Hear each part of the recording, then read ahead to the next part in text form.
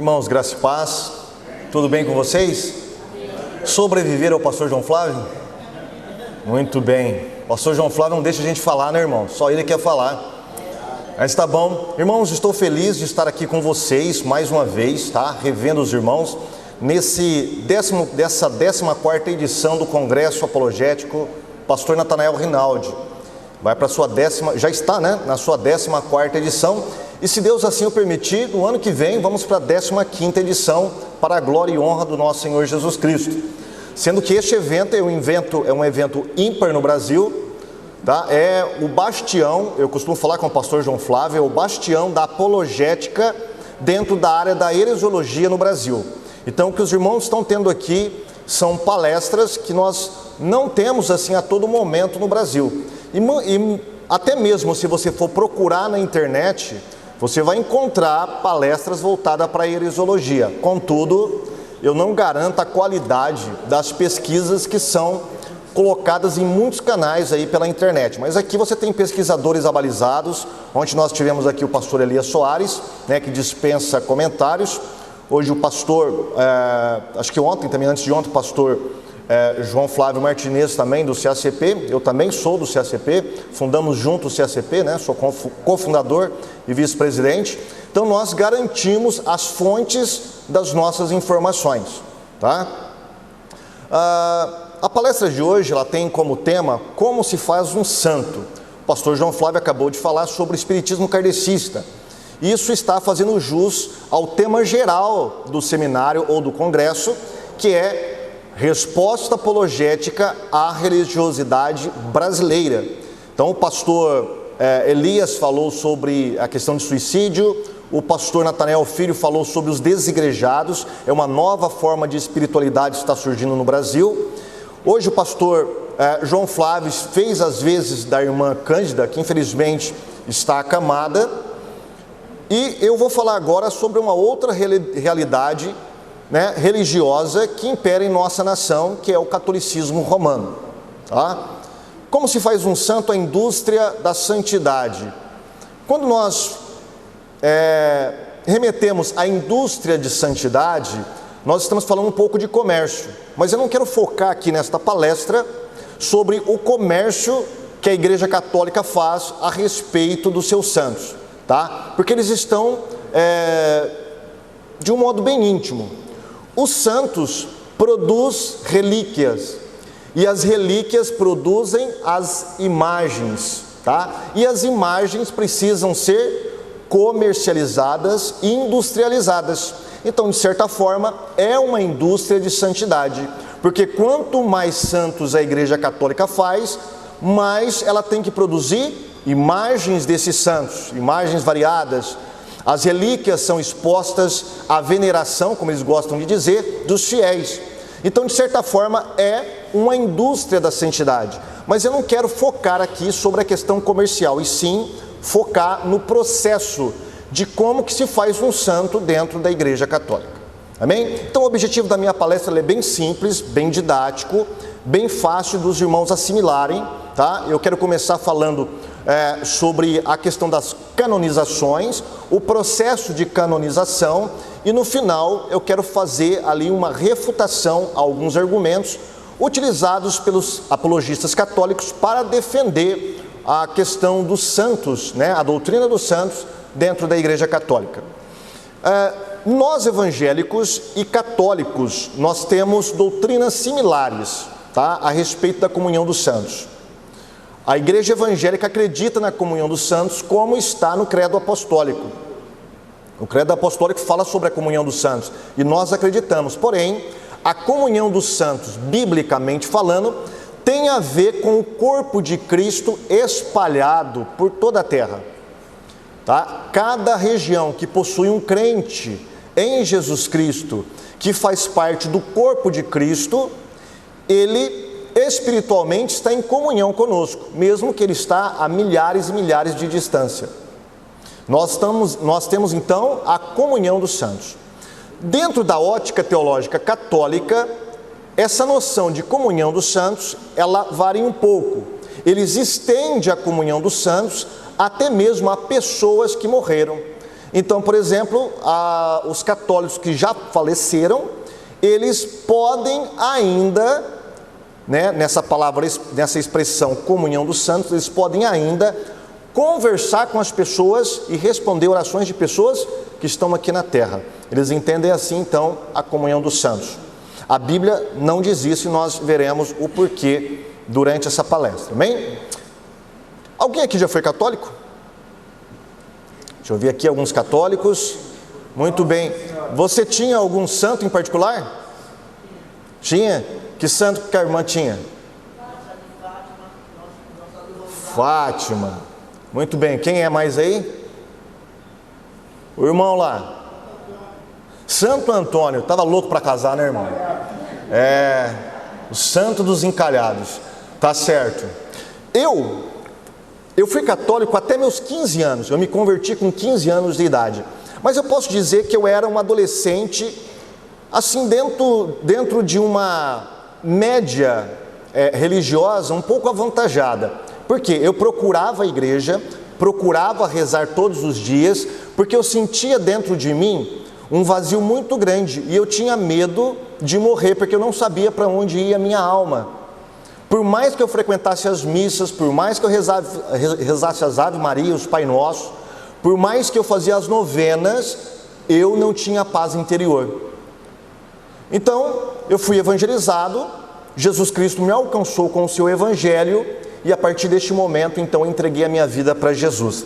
Mas eu, como um adolescente, geralmente os adolescentes de 10 a 15 anos, eles têm um protetor em particular, São Longuinho. Sabe por quê? Porque essa faixa de idade perde muita coisa. Perde carteira, perde sapato, perde chaveiro, perde tudo. E aí, na hora que perdeu, a quem você vai recorrer? São Longuinho. E aí você dá 3 pulinhos. Olha que coisa maravilhosa, né? Então você perde uma coisa, clama a São Longuinho. Eu não sei se os irmãos conhecem a história de São Longuinho. Se o irmão não conhece, se conhece, escute aí. Se não conhece, eu vou falar. São Longuinho, sabe quem é São Longuinho? Segundo a tradição católica, São Longuinho é aquele soldado que reconheceu Jesus como Filho de Deus lá na cruz. Tá? Tem um soldado que fala, esse verdadeiramente é o Filho de Deus. Esse é o São Longuinho. Depois, segundo a tradição católica, ele se converte, se torna cristão, é perseguido, é morto. E aí, os católicos, né, os fiéis, começam a invocar, clamar por este santo piedoso. E em 999, no ano 999, é iniciado o processo de canonização de São Longuinho. E olha que fato curioso que acontece. Durante a canonização, é necessário, nós veremos aqui, um processo documental. E o Papa, na época, perdeu os documentos da canonização de São Longuinho. O que ele fez? Orou a São Longuinho para achar os documentos. No outro dia, achou os documentos.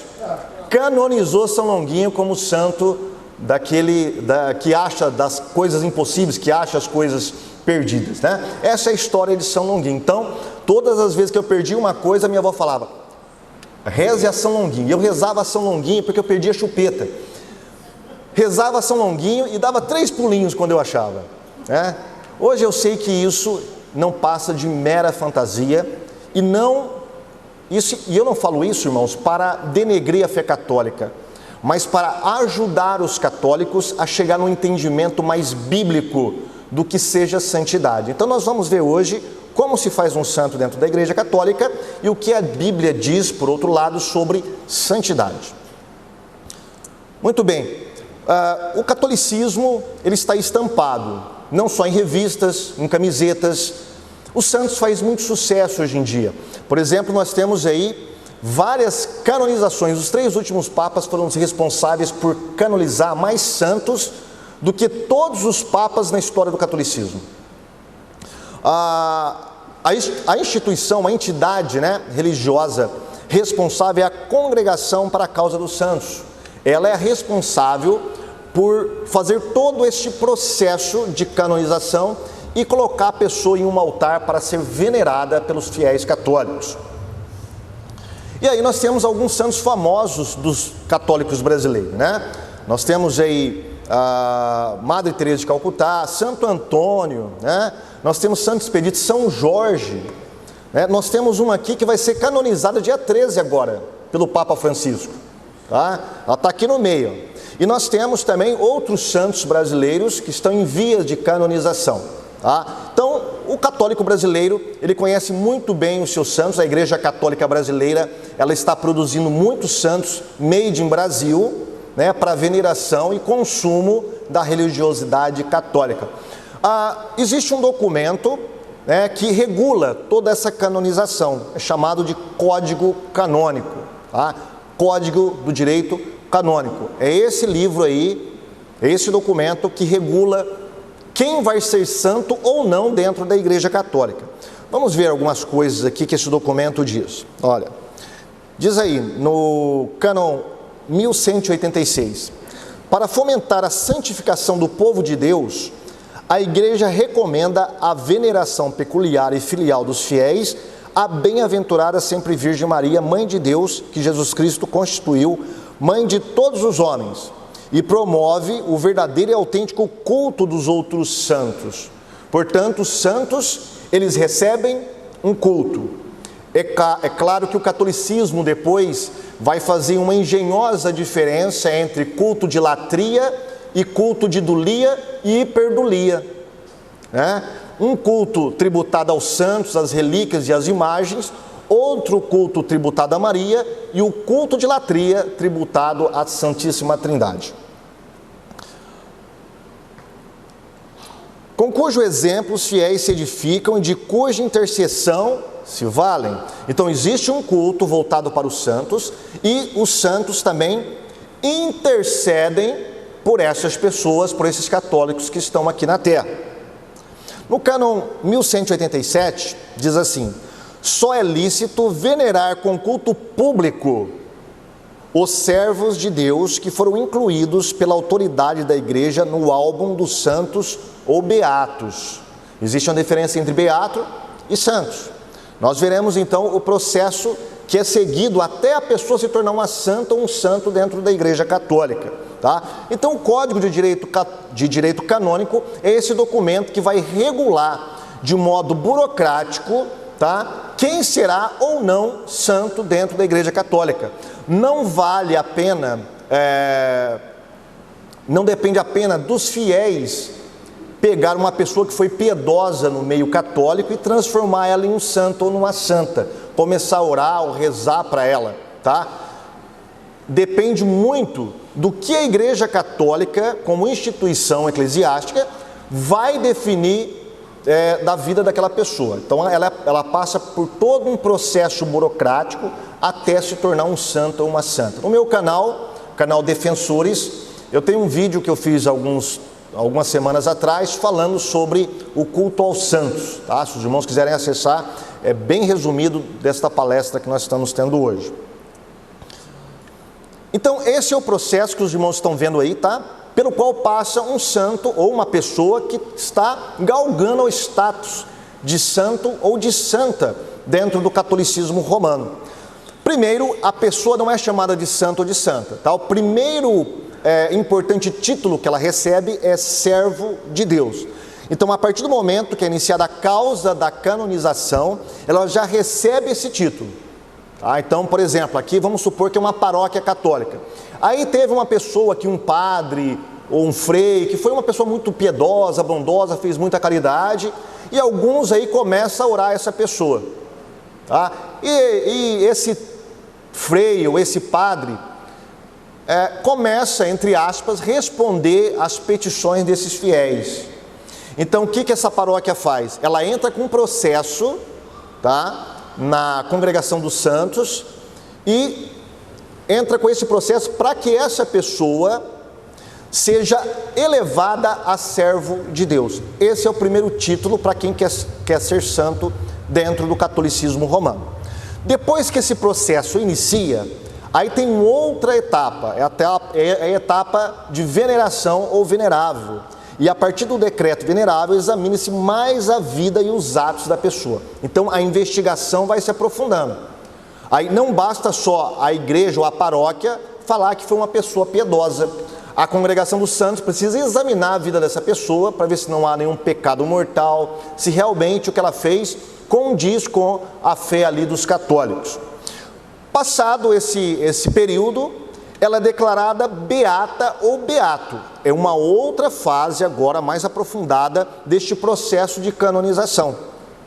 Então é iniciado um novo processo, mas desta vez para avaliar se ocorreu um milagre ou não depois da morte e a partir da invocação do santo, tá? Então eles vão investigar se o santo ou se a santa fez um milagre a partir do processo de canonização, já como, por exemplo, servo de Deus ou venerável, tá? Se ele fez um milagre, esse milagre ele é testado pelos peritos católicos.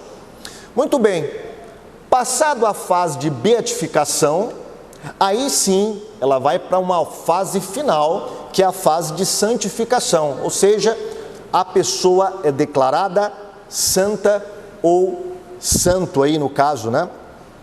Se for homem. É um processo para analisar agora um suposto milagre, todavia deve ser um milagre ocorrido após a beatificação. Antigamente, eles exigiam 4 milagres dos santos, tá? Após esse processo aqui, após abrir o processo, ela se tornar serva de Deus, venerável e tal, era exigido 4 milagres. Hoje caiu para 2 só. Tá? Então, o negócio ficou mais fácil. Apenas 2 milagrinhos e não se fala mais nisso. Bate o martelo, a pessoa é declarada santa ou declarado santo na Igreja Católica. Quais são, então, os benefícios de um santo ou de uma santa dentro do catolicismo? São vários. Por exemplo, quando uma pessoa é declarada santa ou santo, ela tem a inscrição do seu nome no cânone católico, tá? Lá nos livros católicos. Ela tem o direito de ser invocada através de orações nos cultos públicos ou nas missas da Igreja Católica. Enquanto ela não é declarada santa, ela só pode receber uma veneração local, tá? A veneração geral por toda a Igreja Católica só é feita quando ela passa por esse processo e recebe a beatificação e depois a santificação pela canonização e se torna uma santa. Aí sim ela pode ser invocada através de rezas, de orações em todo o catolicismo geral. Pode ser celebrado missa no nome dela, a dedicação de templos em sua memória, por exemplo, a igreja do Santo Fulano de Tal, igreja de Santo Antônio, igreja de Santa de Virges, e por aí vai. Elas só podem receber nome de igrejas, ou de templos, né, receber o seu nome, desde que ela se tornou um santo ou uma santa. É também fixado no calendário litúrgico católico um dia para veneração ou para memória daquele santo ou daquela santa. Para os irmãos terem uma noção, existe um livro chamado de 365 dias dos santos, ou seja, todos os dias comemora-se o dia de algum santo dentro do catolicismo. Aí pode-se fazer imagens, né, retratos, pinturas, é liberado pela igreja, tá? E a veneração pública das suas relíquias. A relíquia pode ser, por exemplo, um dente do santo ou da santa, pode ser pedaços do cabelo, pedaços de ossos, roupas, tá? Tudo que diz respeito ao santo pode ser exposto para a veneração, tá bom? E nós temos os 3 últimos papas, tá? Os que mais canonizaram na Igreja Católica. Por exemplo, nós temos aí com João Paulo II 482 canonizações, tá? Ele fez mais do que os seus antecessores, mais do que o Papa Bento XVI, Joseph Ratzinger. Ele ficou com 45 canonizações, tá? Agora o campeão de todos é o Chiquinho, agora atual Papa Francisco, 893 canonizações. No entanto, existe uma diferença, tá? Em canonização individual e canonização em massa. Por exemplo, de uma tacada só, o Papa Francisco canonizou um grupo inteiro de católicos que foram martirizados na América Latina. De uma vez só, 800, por isso que ele subiu lá em cima e ele é o campeão aí de canonizações, tá bom? O Papa João Paulo II canonizou também em massa muitos católicos. Então, por isso que sobe esse nível de canonizações em relação a outros papas que canonizavam individualmente os fiéis católicos. Agora vamos ver alguns top 10 aí de santidades. Vamos ver quais são os top 10. Eurico foi o primeiro santo católico a ser formalmente canonizado, tá? Ele foi um bispo, né, da Alemanha, e no século X ele foi formalmente canonizado pela Igreja Católica através do Papa João XV. Tá? Ele foi o primeiro, então. E aí você vê uma imagem dele, os católicos podem venerar essa imagem, pode rezar a esta imagem, a este santo, né, porque está liberado, porque ele está canonizado. Ele foi o número 1. Agora, nem sempre a vida de um santo católico é assim tão rápido, viu, gente? Demora muito também. Por exemplo, Joana d'Arc. Joana d'Arc é considerada herege pela Igreja Católica, inimiga, tá? Depois a Igreja Católica se arrependeu, voltou atrás e canonizou esta mulher depois de 450 anos. Depois de 450 anos, depois que ela foi para a fogueira, ela foi canonizada. E aí você vê um padre, né, numa igreja de Joana d'Arc, com a imagem dela ao fundo, a qual os católicos podem rezar, venerar, enfim, fazer o que quiserem aí, segundo a liturgia católica. E tem algumas coisas curiosas. Por exemplo, a canonização mais rápida foi desse cara aí, de Pedro Mártir, deste santo, tá? Foi a mais rápida. E eu suspeito por quê? Porque olha o machado na cabeça desse homem, tinha que ser rápido mesmo, né? Meu Deus do céu! Imagina você colocar uma imagem dessa na sua sala, que coisa maravilhosa, né? Aí você convida o namorado da sua filha, ó, vamos ter uma conversa aqui, você quer namorar minha filha? Vamos ter uma conversa. Coloca a imagem de Pedro Mártir ali, bem na frente dele, olha que coisa maravilhosa, né? Por exemplo, um dos santos brasileiros, que na verdade não era brasileiro, José de Anchieta, foi canonizado pelo Papa Francisco, tá? Em abril de 2014, e aí você tem uma rezinha, porque todos eles têm uma reza para o fiel católico rezar e invocar esse personagem, esse santo. Interessante que Anchieta não foi nenhum santo, tá bom? O livro do ex-padre Aníbal Pereira dos Reis, ele tem um livro escrito, né? Ele escreveu na época, né? Ele já faleceu, o santo que a Anchieta matou. E aqui na biblioteca da igreja eu encontrei esse outro, que deve ser o mesmo, mas com outro nome, Anchieta, Santo ou Carrasco, do padre Aníbal. Tá? E neste livro, ele fala que Anchieta mandou enforcar um pastor calvinista. Aí, pastor João Flávio, ele mandou enforcar um pastor. E isso é provado nos documentos, apesar dos apologistas católicos, né, negarem esse fato, mas o ex-padre Aníbal, ele traz documentos da época atestando o fato de que Anchieta, hoje canonizado como um santo, na verdade foi um carrasco e um assassino. Mandou matar um pastor evangélico. Tá? E por aí vai, tá? Se a gente for procurar a história dos santos dentro da Igreja Católica, a gente vai encontrar cada coisa cabeluda que, olha, de santo não tem nada. E tem os santos, irmãos, que são invocados, venerados, mas que nunca existiram. Por exemplo, um santo muito famoso, Expedito, né? As pessoas invocam o Expedito e quando elas recebem essas supostas graças, elas colocam, né, a faixa lá como um sinal de agradecimento. Santo Expedito, agradecemos a Santo Expedito, tal. Eu não sei se fazem aqui em Santos, mas lá na minha cidade fazem muito isso aí, né? Santo Expedito, até mesmo pelos especialistas católicos, tá, coloca em dúvida a existência de Santo Expedito. Existe no mínimo 2 versões para a tradição de Santo Expedito, tá? E tem um especialista católico que dá a certeza de que ele nunca existiu. Então imagina um santo canonizado, com imagem, com toda uma liturgia, com festas, tá, com igrejas, que nunca existiu. Quando um fiel católico está invocando aquele santo, sendo que ele nunca existiu, quem que está tomando as vezes daquele santo? Aqui do meu lado direito você tem aí São Lázaro. Olha que interessante, São Lázaro também é invocado pela Igreja Católica como santo.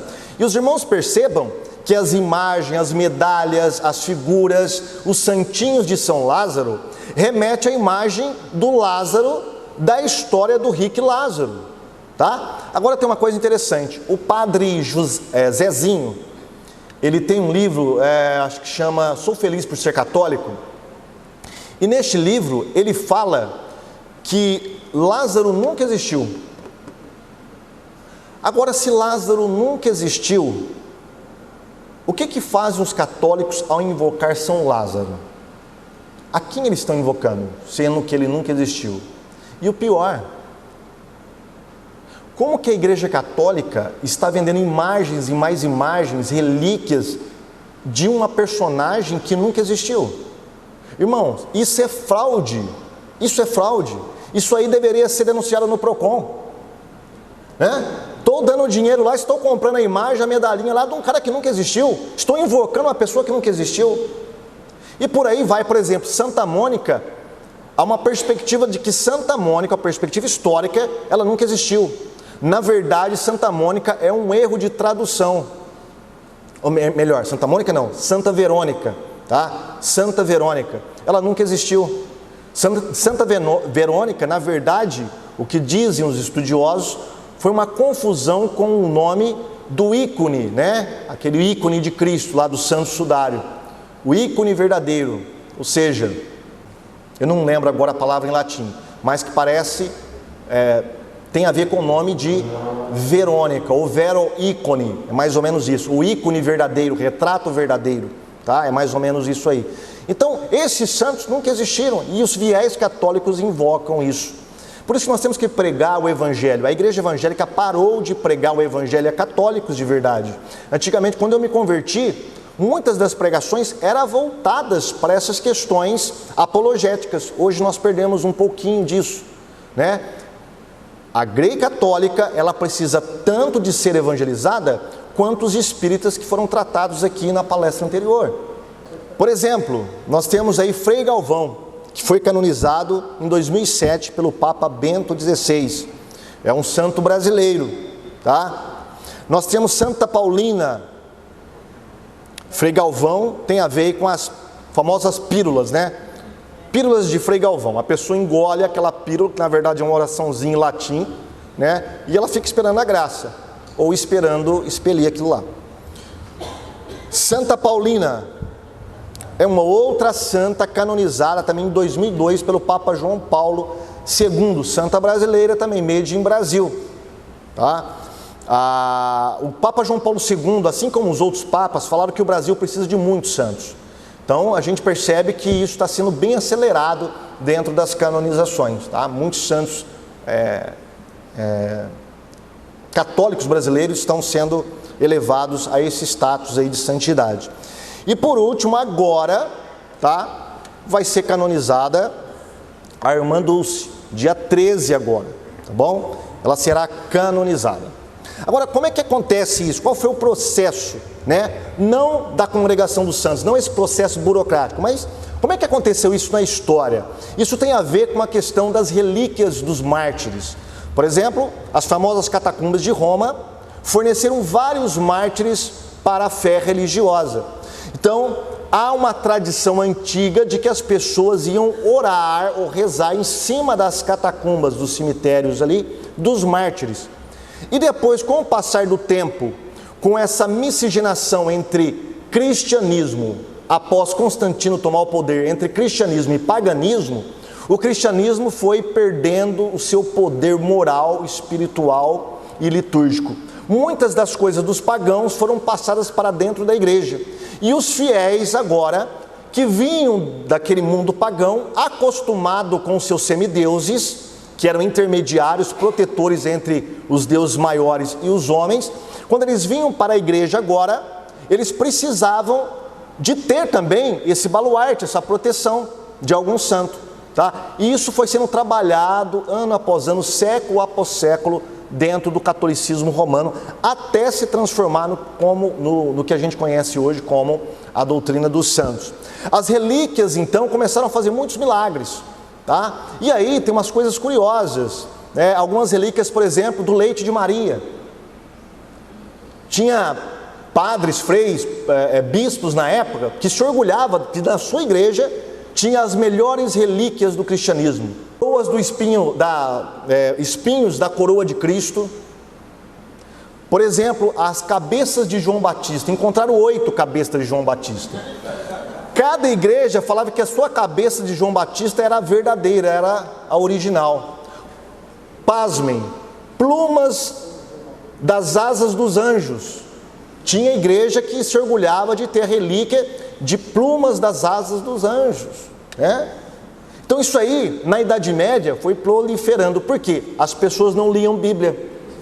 As pessoas eram ignorantes quanto à verdade da palavra de Deus. Elas dependiam do quê? De uma pregação oral, de um padre ou de um bispo. Então elas confiavam nessa tradição, tá? Então, com o passar do tempo, isso foi usado também para fazer barganha com o paganismo, como nós veremos. Quando a gente vai estudar um pouquinho as religiões comparadas, a gente percebe que é uma similaridade entre as doutrinas católicas e o que os pagãos professavam também. Por exemplo, os sumérios, que foram os primeiros habitantes ali da Mesopotâmia, tá? Após a Arca de Noé pousar, né, passou muitos séculos, aí o pessoal foi descendo e se acomodaram ali entre os rios Tigres e Eufrates, tá? Então essas primeiras civilizações foram produzindo a sua cultura e, claro, a sua religião. Uma das primeiras ali foram os sumérios. Os sumérios, segundo os historiadores, foram os primeiros a colocar patronos para proteger as suas cidades. Eles foram os primeiros. E isso foi passando depois. Por exemplo, os sumérios habitaram aonde depois veio se formar a Grande Babilônia. E a Babilônia na Bíblia, ela é o símbolo de toda a idolatria e paganismo e feitiçaria. Através da Babilônia, isso se espalhou por todas as outras regiões, o Egito, depois os outros povos que veio conquistando, né? Os gregos e depois os romanos. É interessante que quando chega em Roma, Roma faz uma assimilação. Tudo que eles conquistavam, eles assimilavam. Por exemplo, os próprios deuses, eles eram assimilados pelos romanos. Como Roma conquistou a Grécia, que era um antigo império, ele pegou os deuses gregos e transformou em deuses romanos. Eram os mesmos deuses, porém com nomes diferentes. Por exemplo, Zeus, nós temos aí na figura de Júpiter em Roma. Ártemis é a deusa grega, enquanto que o seu nome romano é Diana. Por isso que em algumas Bíblias você tem a tradução lá em Atos, né, de Paulo sendo coagido ali, perseguido pelos adeptos de Ártemis ou de Diana dos Efésios. Afrodite se tornou Vênus, Apolo, Febo, e por aí vai. Mas não é só isso, irmãos. Por exemplo, todos os deuses pagãos protetores tinham uma função, todos eles, tá? Por exemplo, Mercúrio, ele era o responsável para as doenças da garganta. Cupido, para a doença dos olhos. Algum problema no olho, Cupido. Flora, protetora das flores, tá? Ela faria muito sucesso agora no Sínodo da Amazônia, né? Ou na ONU.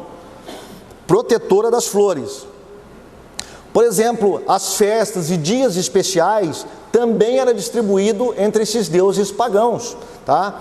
Por exemplo, em Atenas, todo ano se comemorava a festa do padroeiro Júpiter Polícos, tá? Então eles tinham as festas fixas, com datas fixas, tá? E eles tinham as suas funções. Olha que interessante, a Igreja Católica Romana, quando ela ganha o seu apogeu após Constantino, o que ela faz? Ela começa a assimilar não só a questões jurídicas do catolicismo, do romanismo, né, de Roma, da Roma pagã, mas começa a assimilar também o tipo de forma de espiritualidade dos deuses pagãos que os romanos adoravam. Então eles vão transformando os seus santos, que vão produzindo através dos mártires, eles vão associando esses santos com os antigos deuses romanos, para a conversão daqueles pagãos que estavam entrando dentro da igreja, para dentro da igreja. Então nós temos algumas coisas curiosas, né? Esses santos católicos são transformados em protetores. Por exemplo, protetores de países. A Inglaterra tem São Jorge e o Brasil tem a Aparecida, né? E por aí vai todos os países têm os seus protetores. As cidades também, a minha cidade, São José do Rio Preto, o santo padroeiro da cidade, tá? E olha que coisa interessante, cada protetor dentro do catolicismo tem uma função. Por exemplo, Santa Malburga é a protetora dos arranhões. Se você fizer algum arranhão, clame a Malburga, tá? Assalto, opa, essa faria sucesso, né? Santo Antônio Maria Claret. Quer aprender a nadar? É com São Sabiano. Olha aqui para os estudantes, ser aprovado no exame do MEC aí, tá? De qualquer exame aí, Santa Gema Galgani e Santa Rita, tá? Não se esqueça. Dos ciúmes, contra os ciúmes, Santa Isabel de Portugal, mas tem que ser de Portugal, tá? Qualquer outro Santa Isabel não, tem que ser de Portugal. Desordem intestinal, pastor João Flávio, você que costuma ter muito essas coisas, Santo Elmo, tá? Santo Elmo. Doença das juntas, pastor João Flávio, tá? São Lourenço, pastor João Flávio, invoque São Lourenço, você que tem problema nas juntas. Dos endividados, essa aí é famosa, né? Santa Edvirge dos endividados, esposas maltratadas, Maria da Penha, não, Santa Mônica, de gripe, São Mauros, hemorroidas, pastor Edson, hemorroidas aí, São Fiacre, o pastor estava conversando com o pastor João Flávio hoje. Do mau tempo, Santa Eurósia, tá? Os irmãos percebam então que tudo que os protetores pagãos, os deuses ou semideuses pagãos faziam, eles transportaram para os santos católicos, tá? Isso tem uma função não só apologética dentro da Igreja Católica, mas também evangelizadora, porque essa foi a ordem para os missionários no ano 600, tá? O Papa deu uma ordem para eles procederem dessa maneira. Dê uma olhadinha no que o Papa da época falou para um missionário na Inglaterra. Os templos que este povo consagrou aos seus deuses não devem ser destruídos. Destruir-se-ão apenas as imagens dos deuses que neles se acham. Que se benza a água, que se faça aspersão com ela no interior dos templos, que se levantem altares e neles se ponham relíquias. Porque quando estes templos são construídos solidamente, é preciso subtraí-los ao culto dos demônios e consagrá-lo ao culto do Deus verdadeiro. De outro lado, os bretões, os ingleses, né, têm o costume de sacrificar muitos animais aos seus demônios, seus ídolos. Deve-se transformar este costume, olha que interessante, ele não diz que deve erradicar, pregar o evangelho, mostrar a verdade. Ele fala que deve se transformar esse costume em festa religiosa. Nestes lugares, no dia da dedicação da igreja ou da festa dos mártires, far-se-á a exposição das relíquias dos santos mártires. Ou seja, tire os deuses pagãos, não destrói os seus altares, pega as imagens dos santos católicos, coloca no altar, ele é invocado como se fosse aquele deus pagão, só que agora cristianizado.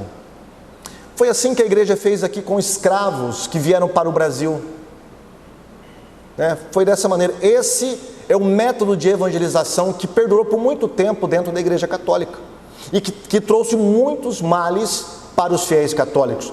Por quê? Porque eles foram privados da verdadeira libertação, foram privados da verdade da palavra de Deus. No entanto, essa maneira de proceder do catolicismo não tem apoio bíblico algum. Vamos dar uma olhada em algumas coisas aí, irmãos, tá? O que é santo segundo a Bíblia? Primeiro, segundo a Bíblia, é santo todo aquele que foi santificado pelo Espírito Santo. O apóstolo Paulo, lá em 1 Coríntios, capítulo 6, versículo 11, fala dos crentes que estavam antes no paganismo, mas que agora veio ao conhecimento verdadeiro de Deus, que foram santificados pelo Espírito do nosso Deus. Santos, então, tem a ver com pessoas vivas, tem a ver com pessoas que estão aqui na terra, pessoas que foram santificadas pelo Espírito Santo. Não precisa de um processo burocrático dentro de uma instituição eclesiástica para tornar e apontar que a pessoa é santa. Não. Primeiro, foi santificado pelo sacrifício de Cristo, pela redenção de Cristo, é o que diz Hebreus capítulo 10, versículo 10. Nós somos santificados pela oblação do corpo de Cristo, ou seja, pelo seu sacrifício da cruz, nós todos estamos santificados. A Bíblia usa o termo para designar pessoas vivas. Paulo fala lá em Efésios, aos santos que estão em Éfeso, aos santos que estão em Corinto. São para pessoas vivas, localizadas aqui na terra. Não é depois que a pessoa morre que ela se torna santa. A Bíblia inverte essa lógica e fala que o santo começa aqui comigo e com você. Para pessoas comuns, lá em 1 Coríntios capítulo 1, versículo 2, Paulo está escrevendo aos santos que foram santificados em Cristo Jesus. Grupos de pessoas inteiras são chamados de santos. Por exemplo, em Atos capítulo 9, versículo 13, quando Ananias está perante o apóstolo Paulo e fala: Senhor, eu não vou batizar esse homem. Eles viveu a vida inteira dele perseguindo os santos que estão em Jerusalém, ou seja, santos como grupos de pessoas. Então a Bíblia usa a palavra santo não como um processo burocrático depois que a pessoa morre, mas é para pessoas vivas que estão aqui na terra, localizadas, que entregaram a sua vida para Jesus, se converteram, foram regeneradas pelo Espírito Santo e foram santificadas posicionalmente e estão buscando a santificação progressivamente, como está lá em Hebreus: buscai a santificação e a paz, sem a qual ninguém verá o Senhor. A doutrina católica dos santos colide ainda com alguns ensinos bíblicos fundamentais. Por exemplo, a Bíblia ensina lá em Eclesiastes 9:5 que os mortos não sabem coisa nenhuma do que se faz debaixo do sol. Esse versículo aqui é uma cajadada em duas heresias: a heresia espírita, que o pastor João Flávio falou, né? Por quê? Porque não há comunicação com os mortos, e a doutrina católica da invocação dos santos. Por quê? Os santos, em última instância, são pessoas falecidas, são pessoas que morreram, e Eclesiastes fala: não há memória deles, ou seja, as pessoas que morreram, aonde elas estão, ou no paraíso, ou no Hades, esperando o julgamento final, elas estão conscientes. Porém, debaixo do sol, como diz aqui o escritor, né, que nós entendemos ser Salomão, ele fala que essas pessoas que faleceram, que passaram para a eternidade, ou que estão no céu, ou que estão no Hades, elas não têm conhecimento de nada do que acontece debaixo do sol, ou seja, nessa terra. Portanto, os santos católicos, se eles respondem orações dos fiéis, não é porque a Bíblia permite, porque a Bíblia não permite isso. Na verdade, a doutrina dos santos católicos está em colisão direta com a palavra de Deus. Por exemplo, em Lucas 16:30, isso já foi citado pelo pastor João Flávio, que me antecedeu, fala que não tem como passar de uma dimensão para outra. O rico faz essa exigência para Jesus: Senhor, manda que alguém daqui ressuscite e pregue aos meus irmãos que estão lá. Eu tenho 5 irmãos, tá? Para que ele não venha para esse lugar de tormento, de agonia. O que Jesus fala? Olha, sinto muito, meu filho, não dá para você passar de uma posição, de uma dimensão para outra. Ninguém sai de lá, vem para cá ou daqui, não tem como, tá? Não tem como você ultrapassar essa dimensão. Lá em Deuteronômio, também foi citado pelo pastor João Flávio, também em Isaías, né? Fala que toda comunicação com os mortos é condenada como prática de feitiçaria. Não achará entre ti quem consulte os mortos.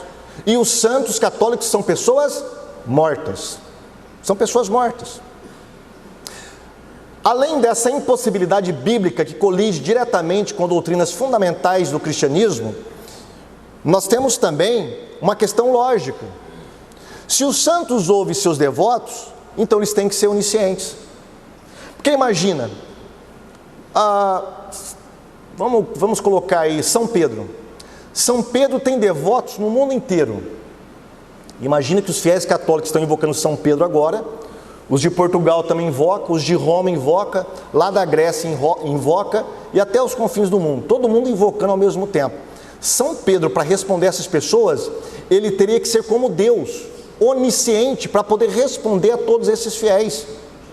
Então veja bem, isso colide com um dos atributos fundamentais da divindade, que é a onisciência, que Deus não reparte com ninguém, com nenhum ser. Porque se Deus repartisse a onisciência com algum dos seres criados, esse ser já seria uma divindade.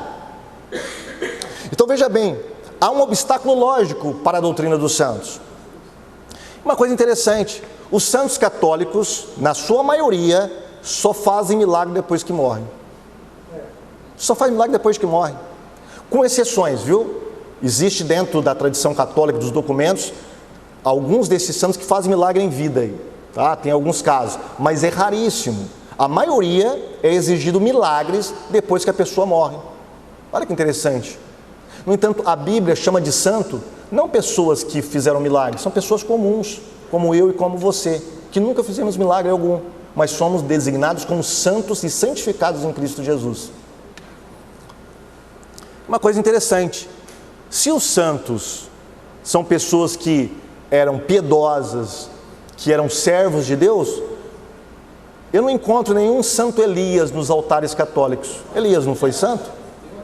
Opa! Só não vai ter altar, viu, pastor Elias? São Jeremias, São Isaías, eu não encontro isso. Né? Mas por quê? Eles não eram santos? Eram profetas, eram todos santos. Mas por que os católicos não veneram? Há uma possibilidade católica de venerar estes profetas, mas eles não fazem, tá? A Igreja Católica não faz isso. Agora vamos analisar pelo menos 2 versículos nos quais se baseia uma apologética católica para fundamentar a doutrina dos santos, ok? Vamos lá? Eles gostam de usar Jeremias capítulo 15, versículo 1, para falar que esse versículo dá base para a doutrina da invocação dos santos ou intercessão dos santos. Diz lá, ainda que Moisés e Samuel se pusessem diante de mim, não poderia estar a minha alma com este povo. Então o católico fala assim, tá vendo? Deus falou que nessa época, Moisés e Samuel, que já havia morrido, poderiam ser invocados e responder, interceder diante de Deus pelo povo de Israel. Mas é isso que está dizendo o versículo? Não é isso que está dizendo o versículo, tá? Interessante que esse versículo, ainda que ele nos remete a uma possibilidade, a uma questão hipotética e não uma certeza, tá? Nós vamos encontrar em Isaías, em Salmos, essa expressão ainda que, por exemplo, lá em Isaías 10, 22, que eu tenho aqui aberto para ganhar tempo, diz assim, olha, porque ainda que o teu povo, ó Israel, seja como a areia do mar, só um resto se converterá. Olha, Israel era isso aqui, ó, perante outras nações, não era como a areia do mar, mas o que Deus faz? Uma hipótese, ainda que Israel fosse como a areia do mar, só um restantezinho que seria salvo. Então veja bem, isso vai colidir também com Isaías 8,19, irmãos, tá? Isaías 8,19, que fala lá que nós não podemos invocar pessoas que já morreram. Vamos dar uma olhadinha em Isaías 8,19? Ok, pastor João Flávio, obrigado. Quando vos disserem, consultai os que têm espíritos familiares e os adivinhos, que murmuram entre os dentes, não recorrerá um povo ao seu Deus a favor dos vivos? Vão se interrogar os mortos? Isso está colidindo com a palavra de Deus. Ainda um outro texto utilizado, eu já estou acabando, obrigado por pegar todo o meu tempo, pastor João Flávio. Capítulo 6, versículo 9 e 10, fala das almas clamando a Deus. Então os católicos correm depressa para esse versículo e abrem e falam assim, tá vendo?